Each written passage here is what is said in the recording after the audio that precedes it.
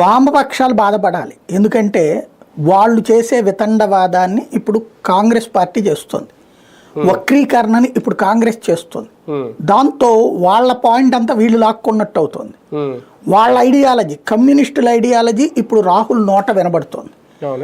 వక్రీకరణతో కూడినటువంటి వ్యవహారం. ఇప్పుడు ఏంటయ్యా ఆయన అందంటే, అయోధ్య రామ మందిర నిర్మాణం నిజమైన స్వతంత్రం వచ్చినట్టు హిందువులకే అన్నారట.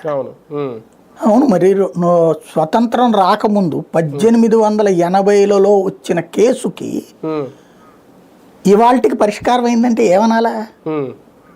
స్వతంత్రం వచ్చినా అయోధ్య రామ మందిర నిర్మాణం పరిష్కారం కాలేదు. ఆ అయోధ్య అంశానికి స్వతంత్రం వచ్చిందని, అంతే కదా. బ్రిటిషోడు హయాంలో పెట్టిన కేసు బ్రిటిషోడి టైంలోనే కోర్టు ఆదేశించింది అక్కడ గుడి ఉందని. బ్రిటిషోడి టైంలోనే అర్చకుడిని నియమించింది కోర్టు.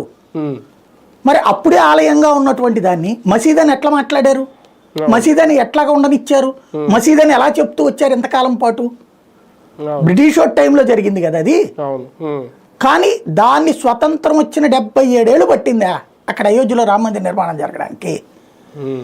ఉద్దేశం అది మోహన్ భగవత్ మాట్లాడింది. అయితే దాన్ని ఎటుకు తీసుకువెళ్ళారు వీళ్ళు అంటే, దేశానికి స్వతంత్రమే రాలేదన్నారు. ఆ లెక్కనైతే రాహుల్ గాంధీ ఎన్నిసార్లు అనలేదు దేశ స్వతంత్రం మాయ